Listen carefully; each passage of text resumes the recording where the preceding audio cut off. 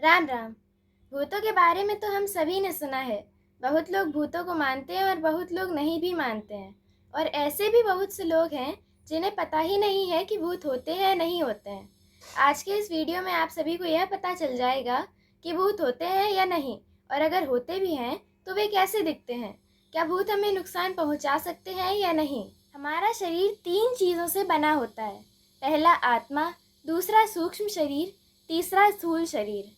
अब यह बात आती है कि इन तीनों शरीरों में से कौन सा शरीर दिखता है और कौन सा नहीं दिखता है। सबसे पहले है आत्मा। आत्मा को ना हम देख सकते हैं और ना ही आप देख सकते हो। और जब हम कहते हैं कि मनुष्य को मोक्ष मिल गया, तब उस मनुष्य के स्थूल शरीर या फिर सूक्ष्म शरीर को मोक्ष नहीं मिलता। मोक्ष मिलता है उस मनुष्य की आत्मा को। और जब उस आत्मा को मोक्ष प्राप्त हो जाता है, तब वह आत्मा भगवान की दुनिया चली जाती है, जिसे आध्यात्मिक संसार भी कहते हैं। दूसरा शरीर है सूक्ष्म शरीर। ये शरीर मन, बुद्धि और अहंकार से बना होता है।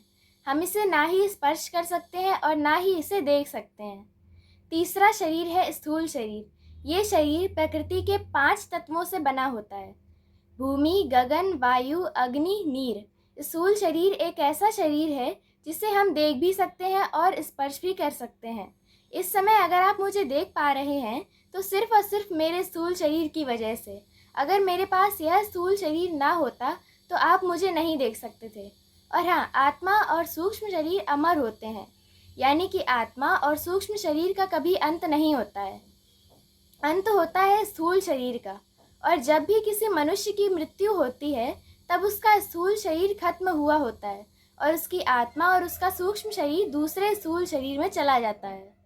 अब हम इस प्रश्न पर बात करेंगे कि भूत कैसे बनते हैं, भूतों के पास क्या होता है और क्या नहीं होता है।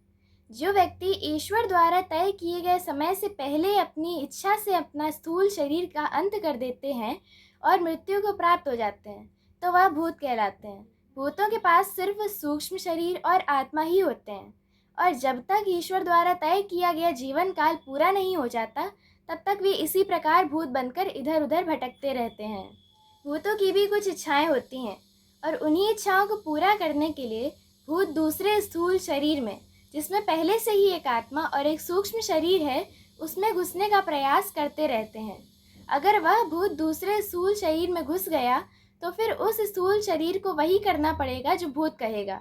अर्थात उस स्थूल शरीर में जो पहले से ही एक आत्मा और एक सूक्ष्म शरीर है, वह एक तरफ शांत बैठा रहेगा और उस स्थूल शरीर में सिर्फ और सिर्फ उस भूत की ही चलेगी। अब प्रश्न यह आता है, अगर हमें इन भूतों से बचना है तो हमें क्या करना चाहिए।